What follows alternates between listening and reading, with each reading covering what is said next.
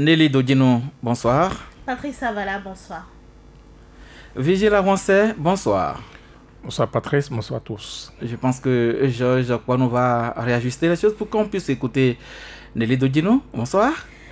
Patrice Savala, bonsoir. Voilà. J'espère que vous me recevez maintenant. Oui, je vous reçois. Et en studio avec nous, un invité, comme je l'annonçais, Patrice Sagbo, bonsoir. Bonsoir, monsieur le journaliste. Vous êtes membre du groupe d'action sur l'intoxication des poissons au lac Toho, membre du réseau Djinoko, bien entendu, c'est ça? Je suis le trésorier général du réseau Djinoko, réseau qui fait partie du groupe d'action pour le lac Toho. Voilà, qui est bien précis. Alors, 2 milliers de poissons flottaient sur le lac Toho, arrondissement de Kpenou. Nous sommes dans la commune d'Atiémé. C'était dans la nuit du 19 au 20 mai 2018 et d'aucuns estimaient qu'il s'agissait d'un poison qui avait été déversé dans le lac pour entraîner ce drame. Mais le laboratoire central de sécurité des aliments a fait ses analyses et a rendu public son résultat le 5 juin et note la présence de l'oxytétracycline dans la chair des poissons. Quelques mois après, du mois de mai, aujourd'hui nous sommes en septembre, et ce mardi, le groupe d'action sur l'intoxication des poissons sur le lac Toho a fait une sortie médiatique et a saisi cette occasion pour saluer la promptitude d'action du gouvernement et a rejeté les résultats rendus publics par le laboratoire. Monsieur Patrice Sagbo, vous êtes en studio, parlez-nous de ce résultat obtenu à la suite des analyses faites par le laboratoire. Je suis très mal placé pour parler des résultats du laboratoire. Je ne suis pas le directeur, je ne suis pas son représentant. Donc, comme vous l'avez dit, nous avons tous entendu ce qu'ils ont présenté en son temps. Et nous avons aussi suivi la conférence de presse organisée par le directeur général de l'environnement du ministère du cadre de vie et le directeur général de l'ABE. Moi, j'étais dans la salle quand les deux ont parlé.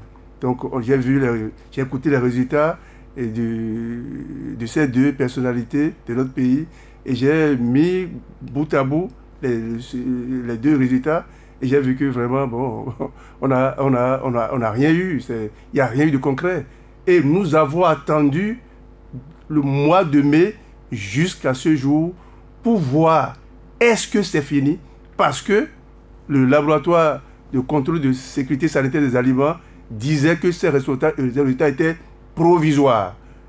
Provisoire va durer combien de mois, combien de temps? Donc c'est pour ça que nous sommes sortis, pour leur rappeler que vous avez dit quand même que ces résultats étaient provisoires.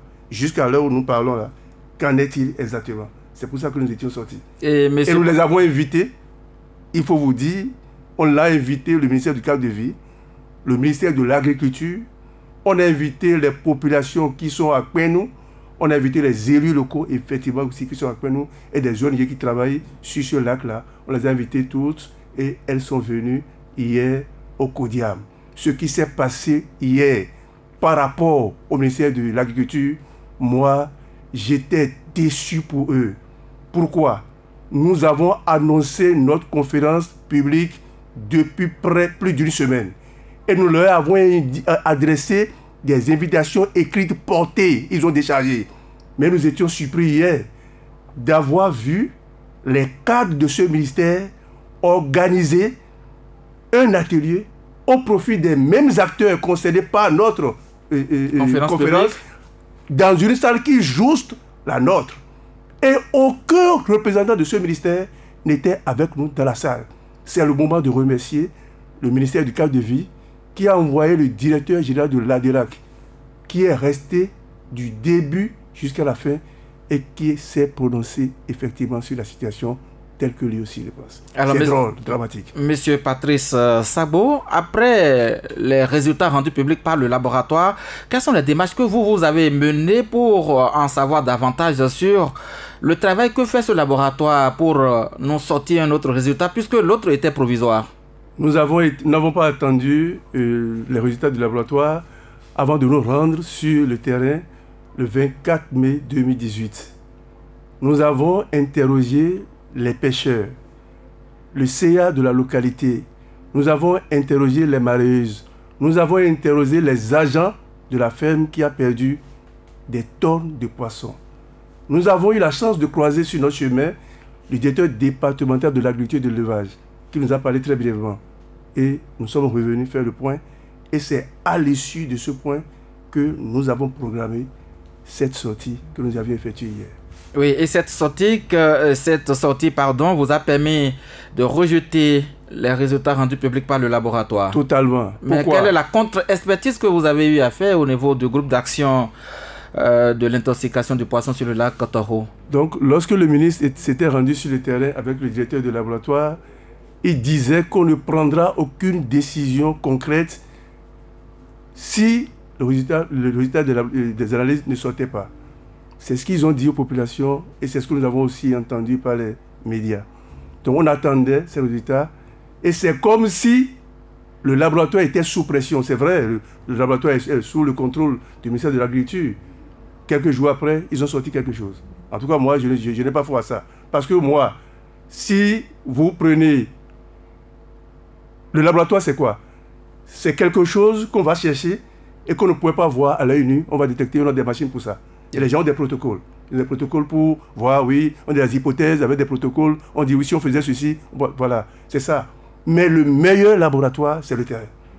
Lorsque vous n'êtes pas là et qu'un drame s'est produit, moi, j'ai appris dans ma profession que lorsque vous avez un animal qui est malade, vous n'êtes pas là, l'animal ne parle pas. Il y a quelque chose qu'on appelle les commémoratifs. Donc vous demandez au propriétaire de l'animal ou à celui qui a su son suivi, qu'est-ce que vous avez constaté entre-temps jusqu'à ce que l'animal devienne malade. Et c'est eux qui vous racontent ce qu'ils ont constaté. Et au vu de ça, vous mettez les signes et les déclarations là ensemble pour poser votre diagnostic. Il n'était pas présent. Donc, il n'est pas possible de se passer des enquêtes de terrain. Ça, c'est quand même très terre à terre. Parce que lorsque nous allons faire une thèse, on nous dit, allez voir le terrain, prenez les enquêtes et après on viendra. Ils n'ont pas pris en considération les déclarations des populations qui ont vécu en direct la scène. On est allé faire des prélèvements des jours après.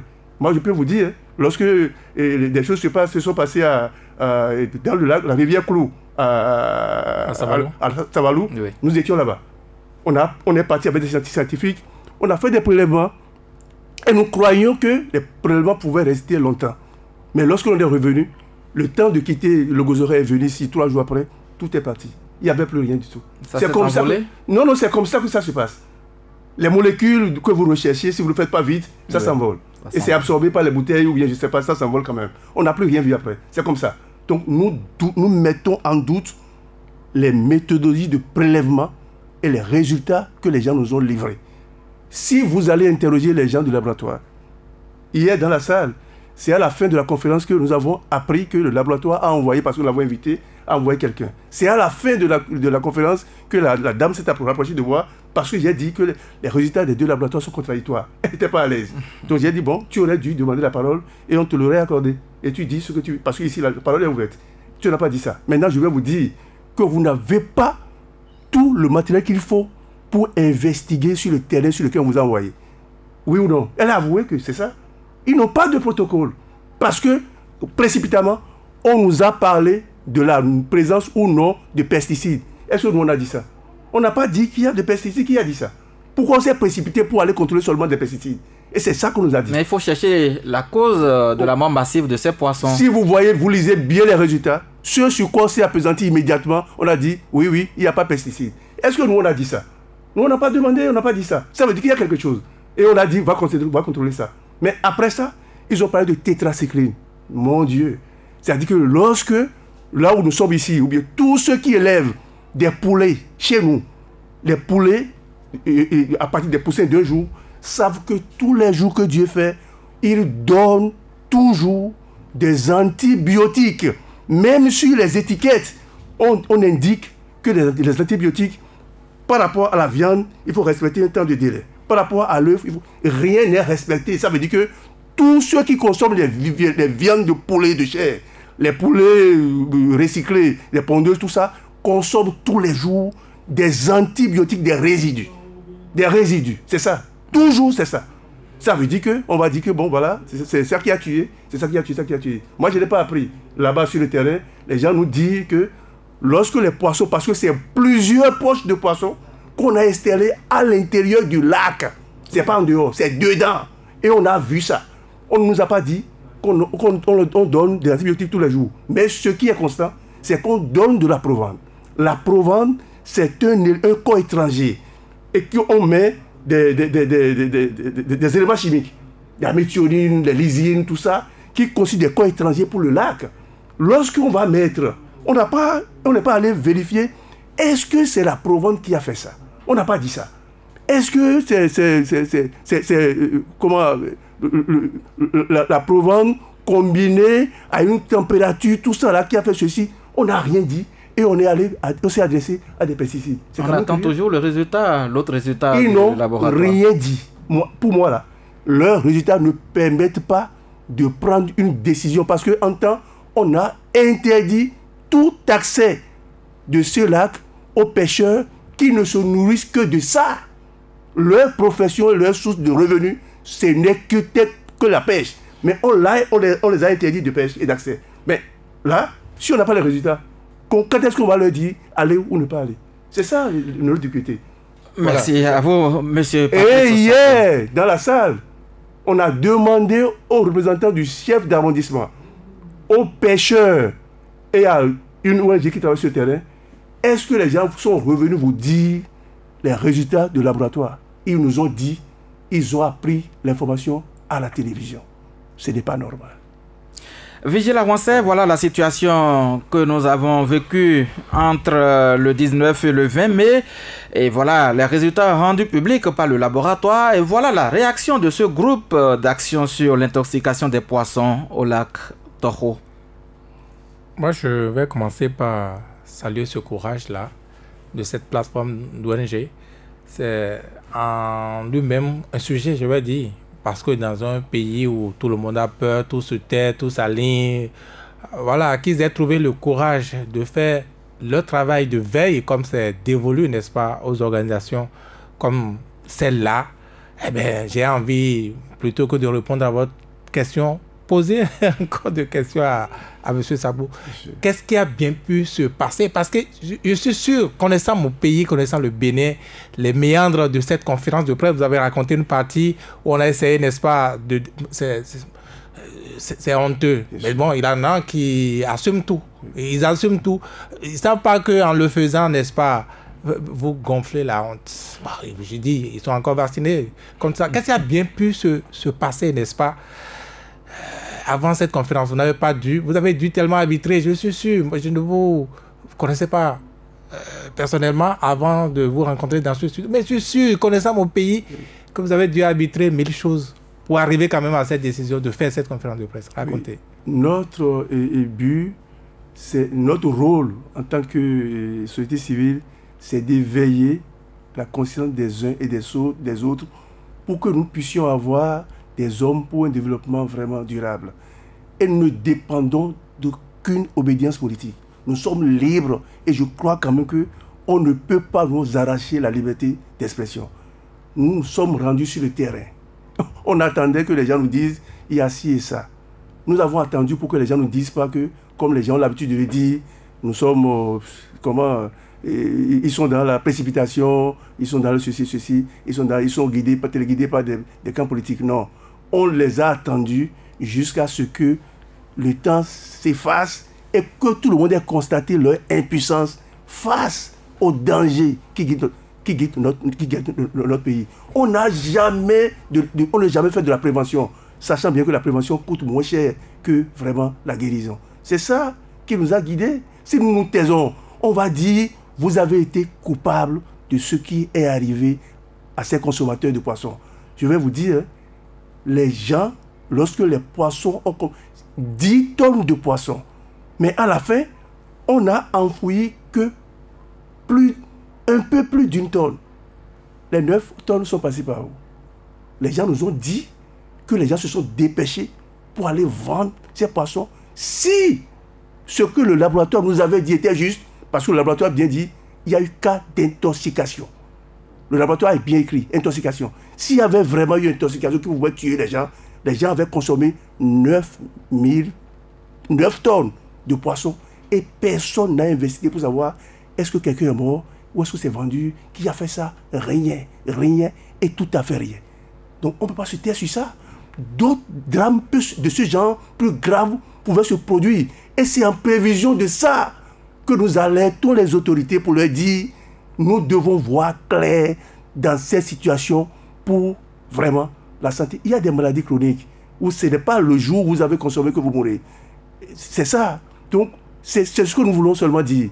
Donc, on doit rechercher les causes immédiates ou lointaines qui ont provoqué ce drame. Parce que de mémoire de population de Kwenou, ils n'ont jamais vu ce drame se faire s'opérer sur le lac. Qu'est-ce qui a pu bien se passer? Ils nous ont dit, comme étant bons traditionnalistes, que c'est parce que les dieux du lac avaient l'habitude de prendre du bœuf comme sacrifice et depuis plus de 15 ans, on n'en a pas offert. Et c'est pour cela que c'est comme ça. Moi, je ne suis pas de là-bas, mais je les respecte. Mais nous devons être plus responsables en élucidant vraiment ce qui s'est passé parce que ça peut encore revenir.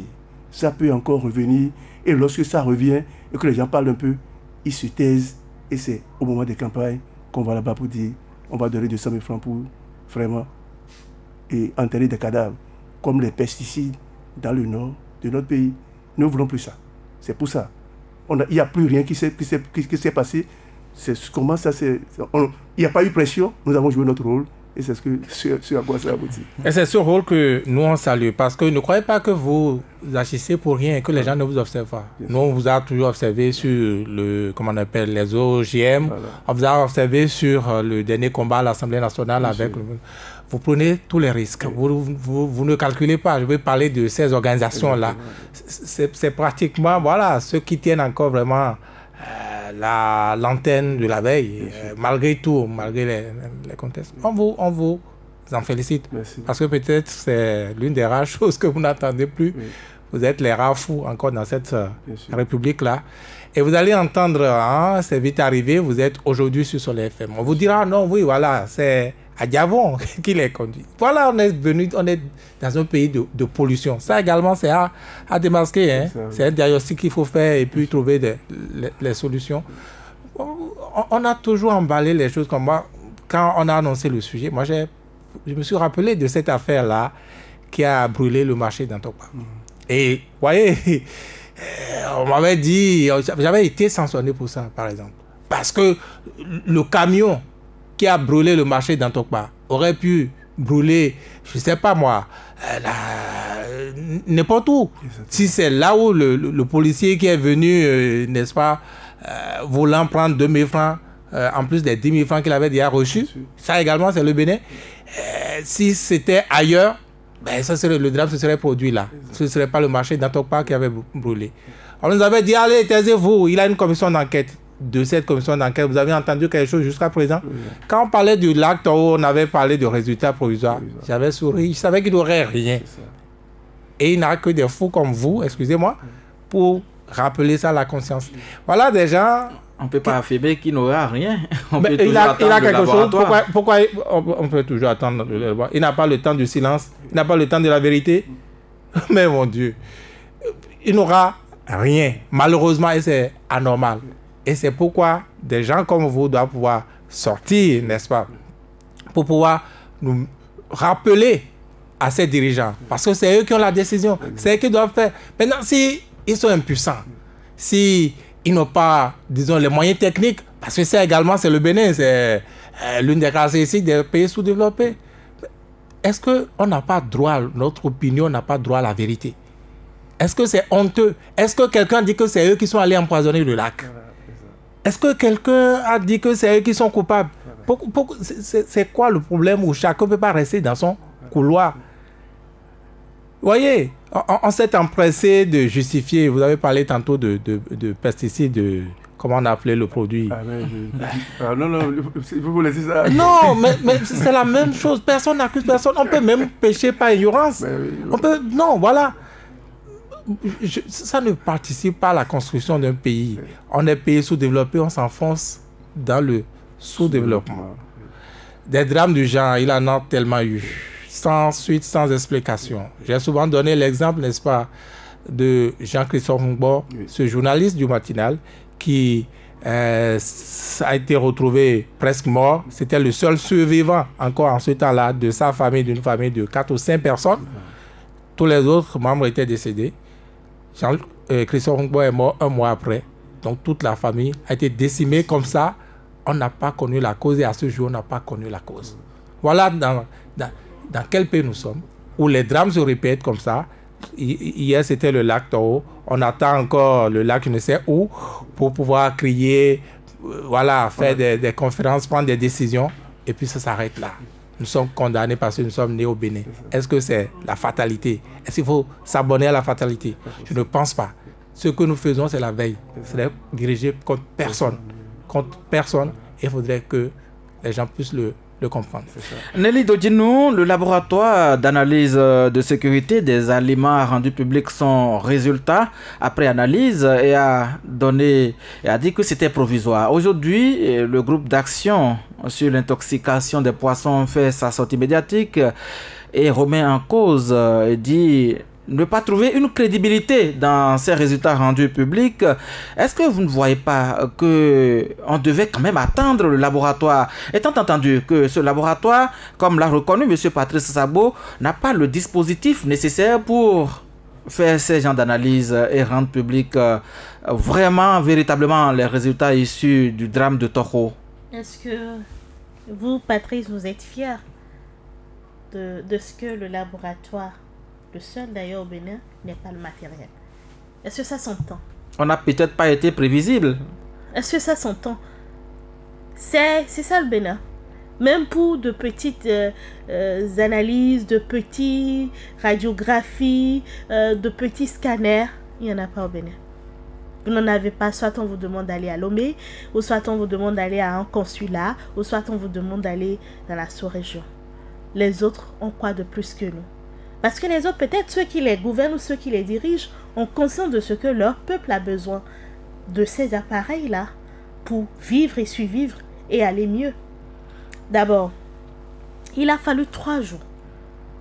3 jours au bout duquel peut-être les éléments organiques pouvant permettre d'avoir un résultat fiable ont été détruits. Allez demander aux biochimistes ou aux biologistes dans quelles conditions on conserve les molécules pour avoir des résultats fiables. Mais si vous n'arrivez pas à les conserver dans des meilleures conditions, vous perdez. Il y a même des médicaments simples que vous allez à la pharmacie, il faut l'acheter au frais. Quand ce n'est pas au frais, ce n'est plus possible. Vous ne pouvez pas avoir les mêmes molécules. Il a fallu 3 jours et on est venu dire bon, c'est pas du pesticide. Et jusqu'à aujourd'hui, on ne nous a jamais dit la cause de cette pète-là. 10 tonnes de poissons. Pendant qu'on est en train de promouvoir manger bio, promouvoir nos paysans, ou comment on les appelle, ceux qui élèvent les poissons, hein? Les pisciculteurs. Dans le même temps, il y a un drame du genre qui se produit. Il n'y a pas d'assistance et je n'ai pas entendu qu'il y a une assurance qui s'est mise à leur côté pour ne serait-ce que les sorties de ce sinistre-là. Je n'ai pas entendu l'État dire bon, avec les pêtes, nous, État, nous vous accompagnons de cette façon. Le dommage qui vous a été créé, nous allons essayer de vous aider à telle hauteur. Non, ce n'est pas du pesticide, c'est juste une intoxication. Et on vous a dit tout à l'heure que 9 tonnes de poissons ont disparu. Bien sûr. Et c'est sûr que des Béninois ont consommé ça. Et jusqu'à aujourd'hui, 3 mois après, 4 mois bientôt, on n'est pas en mesure de vous dire le poisson a atterri dans tel plat, de telle personne, dans telle localité. C'est ça le Bénin. Mais les lieux ont été circonscrits à la... Et les 9 tonnes, ne finissez pas votre phrase. Les 9 tonnes sont passées par où? Par les mailles de la sécurité? Les premiers venus se seraient servis. Et c'est pour ça, dès que le drame survient, on n'avait pas à attendre 3 jours. À l'instant même où l'information est partie, d'abord on devait avoir un système d'alarme ou d'alerte, tout ce que vous voulez là. pour que dès qu'il y a un problème, que ça puisse remonter le plus rapidement possible et que le périmètre soit circonscrit pour empêcher des personnes d'y aller. 9 tonnes de poissons, les Béninois l'ont consommé, peut-être tomberont malades dans 6 mois, dans 1 an peut-être. Mais on n'est pas en mesure de nous dire. Et 3 mois après, les résultats provisoires, on n'est pas en mesure de vous donner les résultats définitifs. Alors qu'on a composé le bac, le baccalauréat, on a eu des résultats provisoires, première partie, deuxième session. Tout a été vidé. Hein. Ceux qui vont à l'université. Il s'agit de résultats de laboratoire. Ce qui veut dire quand vous êtes organisé et que vous avez pour objectif de donner un résultat définitif, vous n'allez pas faire 4 mois pour le donner. Donc, on a vidé ce dossier-là. C'est ça la gestion de la République, quoi. Quand ce n'est pas nous, bon, on peut s'en passer. Bon, c'est leur problème là-bas. C'est leur problème, c'est la masse paysanne. Ils vont se débrouiller, ils vont rester chez eux. Bon, ça dépend. Mais sans se dire que ça vient augmenter le nombre de chômeurs, ça vient augmenter la crise que nous avons comme crise sociale, ça vient augmenter à la misère de la population. Eux, ils ont fait leur travail, ils sont montés au créneau pour dénoncer. C'est ça, Vigie disait tout à l'heure, rares sont ceux qui parlent encore aujourd'hui. Rares sont ceux qui mènent encore le combat. Rares sont ceux qui disent encore à la face du monde ce qu'ils pensent. Par rapport à un dossier, ils ont eu leur position, ils ont fait leur enquête et ils sont pas d'accord avec la façon dont les choses ont été menées, la manière avec laquelle on a vidé ce dossier-là pour dire, bon, oui, c'est bon, s'il n'y a pas de pesticides, c'est juste une intoxication, et on passe à autre chose. Alors que peut-être dans 2 mois, dans 5 mois, ou bien peut-être dans 1 an, un autre drame surviendrait. On ne pourra pas avoir de la matière pour dire, bon, il y a 2 ans, des poissons, on en a eu comme ça. C'est fort probable que, mais en attendant, nous affirmons ça, le temps de faire d'autres enquêtes, de faire d'autres analyses pour pouvoir dire si ce n'est pas le même cas. C'est-à-dire autant de drames, et on n'aura jamais, si c'est les juristes, ils vous parleront de jurisprudence. C'est-à-dire, on n'aura jamais de base sur lesquelles il faut partir déjà, une hypothèse, parce qu'on n'a pas pu faire le travail. Il y aura un autre lac où on nous parlera peut-être de 100 000 tonnes. On ne pourra pas vous dire, bon, tel que c'était passé au niveau du lac Toro, c'est possible. On donne cette hypothèse en attendant de vérifier l'hypothèse. Voilà le Bénin dans lequel nous sommes. Bon, tout le monde, ceux qui sont astreints à être passifs vont l'être, mais ceux qui pensent qu'il faut continuer le combat, il faut pouvoir dire les choses à la face du monde, il faut pouvoir dénoncer quand il le faut, il faut pouvoir interpeller l'autorité quand il le faut pour lui permettre de prendre conscience de ce que les choses ne vont pas forcément bien ou bien comme il le pense, il faut faire autrement. Monsieur Patrice Sabo, on a l'impression que vous dénoncez une complicité du gouvernement dans ce dossier. Pour être plus précis, quand on sait que le laboratoire qui a été saisi pour faire les analyses nécessaires a rendu public son résultat provisoire et qu'aujourd'hui on est là à attendre toujours d'autres résultats issus des analyses qui seraient faites après le drame, c'est un peu comme si vous dénoncez une certaine complicité à la survenance de ce drame de Toro. Non, il faut faire les précisions.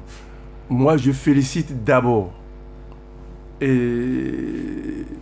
l'urgence, la promptitude du gouvernement à travers le ministre. Il faut féliciter ça. Le ministre est parti 2 jours après et avant qu'il n'aille là-bas, le directeur départemental, les autorités locales, avec la radio Locosa, ils ont déjà commencé par faire de l'information, de la sensibilisation avant que le ministre n'aille là-bas. Ça, il faut le dire très clairement. Et vous avez approuvé ça? Il faut les féliciter pour ça. Franchement, il faut le dire. Mais, lorsqu'on est allé là-bas, on a demandé, est-ce que ce sont les poissons du lac qui sont décimés, qui sont morts, ou bien c'est les poissons d'une exploitation privée? Il n'y a pas 10 000 tonnes de poissons dans le lac de Toro. Non, ce n'est pas ça. Ce que nous dénonçons ici, il faut dire les choses telles qu'elles sont et rassurer les consommateurs et les populations que nous sommes. Et prendre des décisions qui puissent les orienter à protéger le lac durablement. C'est ce que nous voulons. Nous avons constaté il semble que le ministre se sentait accusé. C'est comme M. Vigile dit, oui, que bon, on va l'accuser de... Bon, quoi. Non, personne ne va accuser le ministre. Le ministre a fait son travail et a donné des instructions et point barre. Moi, je n'ai pas l'habitude de parler de... Non, le gouvernement n'a rien fait de mauvais ici. Celui qui n'a pas permis de voir clair, de clarifier la situation et qui est un technicien de son état, c'est le directeur du laboratoire. Il n'est pas seul, il travaille dans une équipe au non, niveau du laboratoire. C'est lui qui donne l'ordre. Oui, je peux. Mais avant de faire, voici ce dont j'ai besoin. Si tu n'as pas les choses, demande aux gens de commenter les analyses ailleurs. Nous sommes capables de le faire. Et peut-être que le laboratoire l'a fait à travers le directeur. Non. Si vous allez sur le terrain, qu'est-ce que les gens vont vous dire? Ils ont dit, nous avons constaté que l'eau a changé de couleur. Comment on contrôle ça? Subitement, ce que nous n'avons jamais vu, l'eau a changé de couleur. De la couleur verte, l'eau est devenue rouge. Non, rougeâtre, c'est une couleur, comment on dit ça? C'est marron, rougeâtre, comme ça, c'est un truc comme ça. Mais ça devait, comme vous avez écrit ça devait surprendre aussi la population. Orange, comme ça. Et ça a duré. Et on a des mousses après. Deuxième chose, ils ont dit brutalement, l'eau a augmenté considérablement de température. Mais c'est des hypothèses qu'il faut vérifier. C'est ça. Est-ce que ça a quelque chose à voir avec pesticides? Subitement comme ça. Moi, je n'ai pas compris. Donc, il faut écouter les populations. L'eau a augmenté brutalement de température. Pourquoi? Est-ce qu'on a des choses pour aller vérifier ça? Pourquoi c'est comme ça? Pourquoi l'eau a-t-elle changé de couleur? On n'a pas dit ça. Et on nous dit, voilà. C'est comme s'il y avait une pression. Non. En tant que technicien, il doit prendre son temps, évaluer son équipement, son équipe, ses besoins, ses outils, pour voir qu'est-ce que je suis en mesure de faire dans ce labo et qu'est-ce qu'il faut commanditer ailleurs. Moi, je pense que c'est comme ça. Si on met bout à bout les résultats du laboratoire du BAEP et les résultats du laboratoire du ministère du cadre de vie avec les déclarations des populations, on ne peut pas démêler les chevaux. On ne peut pas. Il n'y a rien de concret qu'on puisse avoir pour dire il y a ça et il y a ça. On prend telle mesure pour que cela ne survienne pas. Le ministre a dit qu'on a pris des dispositions pour sécuriser le lac. Il nous a dit ça. Nous, on est parti 3 jours après. Il n'a pas un militaire là-bas. Et nous avons vu des pêcheurs qui étaient en pleine pêche. On a attendu. Ils ont ramené les produits. Et nous avons vu, photographier, poser des questions. Mais c'était des poissons morts que vous avez découverts? Non, c'était des poissons qui troutillaient dans le filet qu'ils ont ramené. On a vu ça. On a vu des malheureux. Ça veut dire que les effets, entre-temps... Je vais vous dire, il faut que les gens soient conséquents envers eux-mêmes. Regardez, j'ai entendu le directeur départemental de l'élevage de la pêche sur une radio qui a dit que le privé a été autorisé par les autorités pour occuper le lac. Est-ce qu'on lui avait donné un cahier de charge? Est-ce que les gens savaient déjà ce qu'il va amener comme corps étranger pour vendre ces poissons même? Est-ce que les poissons sont adaptés à la qualité de l'eau de ce truc-là? Et il n'est pas à sa première expérience, s'il vous plaît. Ce sont ces agents qui nous ont dit, ça fait la deuxième fois qu'il subit le même sort. Pour la première fois, ce n'était pas des poissons, le lot n'était pas aussi important. Mais si on lui avait donné de bons conseils, c'est pourquoi je reviens sur les analyses de madame. C'est que si à la première édition qu'il a commis ces déboires, on lui avait dit, voici probablement ce qui aurait été à la base de ton échec, il n'aurait pas commis les mêmes erreurs. Maintenant, il est venu avec un lot plus important, il a tout perdu. Regardez, si je ne connais pas la superficie du lac, on a autorisé un monsieur avec un tel lot de poissons. D'autres vont dire, le lac c'est un bien public, je peux aussi demander 1, 2, 3, 4, 5 personnes se mettre autour de ce lac-là. Regardez la capacité de charge extérieure qu'on a déversée dans ce lac-là pour avoir quel résultat? Non, on ne peut pas accepter ça. Nous ne sommes pas bêtes, on n'est pas techniciens. Nous travaillons beaucoup dans la conservation et la gestion durable des zones humides. Ce n'est pas comme ça. C'est des zones très très fragiles auxquelles nous devons faire beaucoup attention pour en bénéficier longtemps. Donc, le lac n'est pas sa propriété. D'autres personnes peuvent dire, celui qui est là, moi aussi je peux demander. Et il y a 5 ou 10 autres personnes qui demandent l'autorisation de mettre 10 tonnes de poissons dans le lac. Qu'est-ce que nous voulons? Est-ce que les pêcheurs locaux peuvent même avoir accès direct à leur lac? Ils ont dit que Bedossou, notre lac là, a des interdits et des totems. Le privé peut-il respecter ces totems là? Mais même si c'est faux, il faut leur reconnaître ça. Si c'est un contrat, il faut respecter les clauses du contrat. Le lac d'abord est là pour les pêcheurs locaux. C'est leur propriété. On va les aider à utiliser le lac durablement pour mieux en profiter. Mais lorsqu'on installe des privés qui font des exploitations industrielles auxquelles les gens ne sont pas habitués dans la localité, est-ce qu'on a évalué les impacts que pourraient avoir ces agissements des privés sur le lac? Vigile Avancé, oui, Vigile Avancé, est-ce qu'on peut dénoncer avec la survenance de ce drame ces contrats qui lient des privés à l'administration publique, comme c'est le cas avec M. Patrice Sabo? Oui, mais les dernières déclarations de M. Patrice Sabo me font dire que, bon, si tout s'est passé tel qu'on l'a vu là, c'est parce que les gens connaissent bel et bien la cause de ce qui s'est passé et qu'on n'a pas voulu, n'est-ce pas, dévoiler au grand public la vérité, parce que cette vérité, comme l'a dit un artiste, devait pouvoir aller accrocher des têtes qui vont tomber sans doute. Sinon, si c'est aussi simple, n'est-ce pas, que c'est les poissons. Et ça également, ça ne devait pas être compliqué. Quand même, quelques rudiments de la science. Si c'est les mêmes types de poissons, notamment ces poissons qui sont ramenés par le privé, par celui qui est autorisé à exploiter ce lac, si c'est uniquement ces poissons-là qui sont morts, eh bien, on pouvait déjà avoir comme piste, ça devait faire office d'hypothèse de mon point de vue. Mais on ne l'a pas fait. Ça, encore une fois, c'est l'autre caractéristique de notre pays. Malheureusement, je suis désolé. Mais on doit pouvoir savoir que toute société grandit de ces drames-là. C'est au moins ce que nous avons en avantage. Quand c'est bien élucidé, eh bien, oui, ça ne se répète plus. C'est pareil pour la science.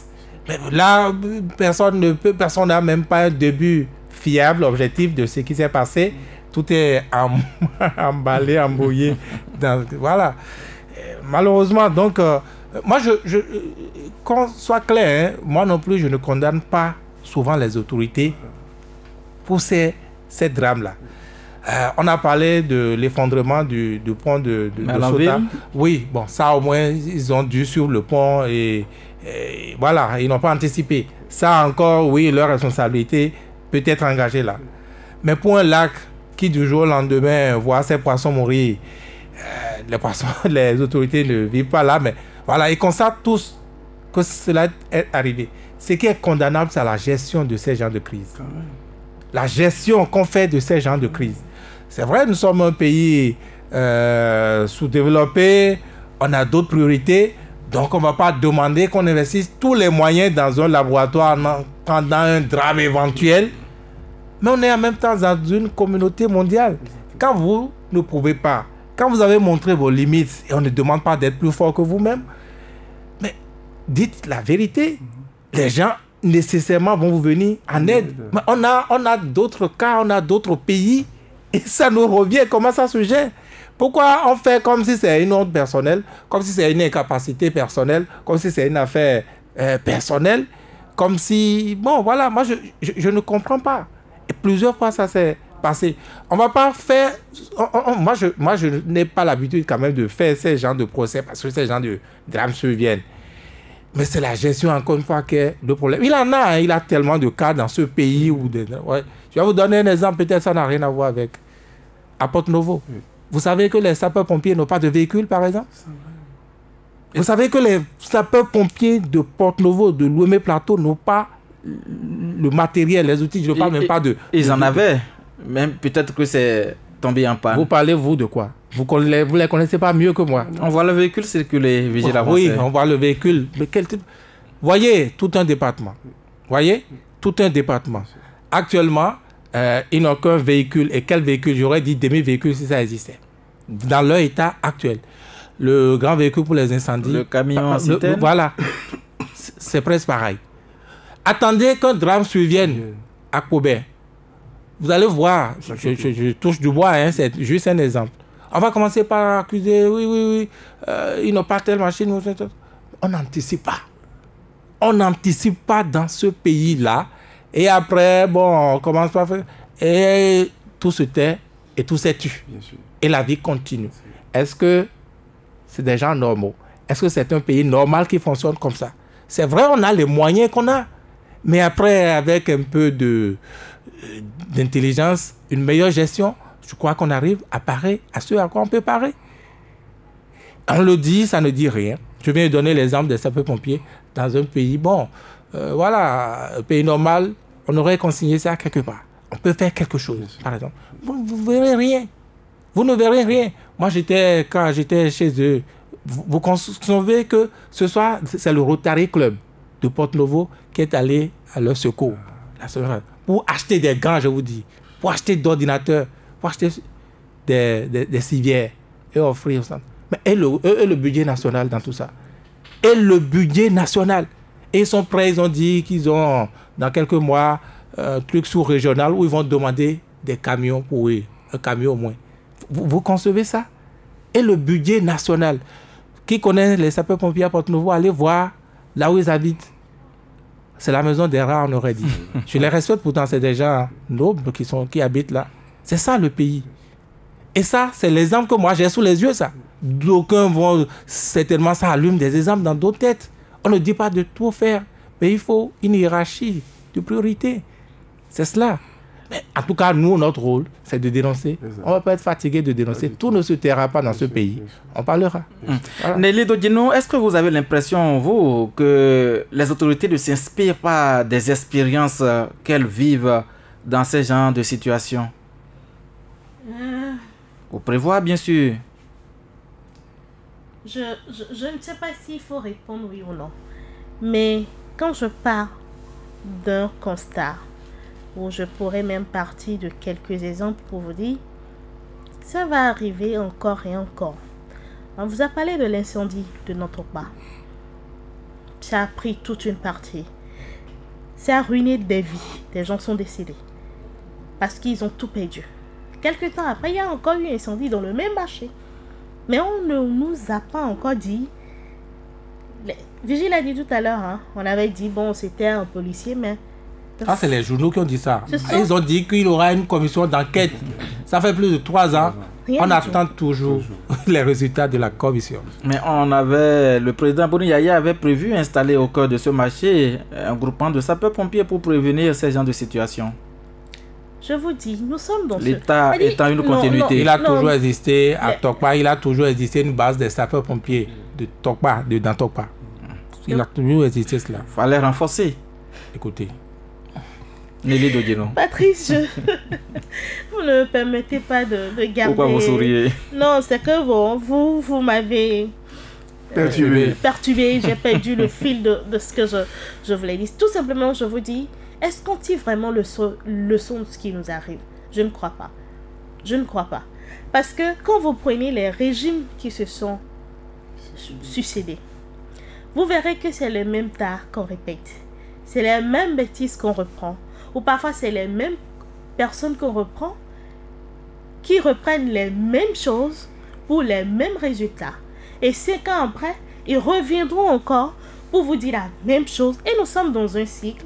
Nous tournons sans forcément avoir un résultat concret. Nous ne tirons pas le son de ce qui nous arrive. Si nous tirons vraiment le son de ce qui nous arrive, nos hôpitaux seraient bien équipés, mieux équipés. Combien de personnes décèdent par jour par manque d'oxygène dans les blocs? Combien de personnes meurent en couche parce qu'il n'y a pas de lumière? On tire vraiment le son de ce qui nous arrive? Ou encore en 2018, dans certaines localités, la sage-femme est obligée d'utiliser la lanterne pour faire des accouchements. Nous ne tirons pas le son de notre vie. Merci à vous, Nelly Dodino. Merci à Vigile Avancé. Merci également à Patrice Sagbo, qui est membre du réseau Djinokon et qui représentait ici sur ce plateau le groupe d'action sur l'intoxication des poissons sur le lac Toro. En face de nous et à la mise en onde, Georges Panou, qui a pris la place de Edgar Nyakadia. Demain, c'est un autre jour. Autre émission. Bonsoir.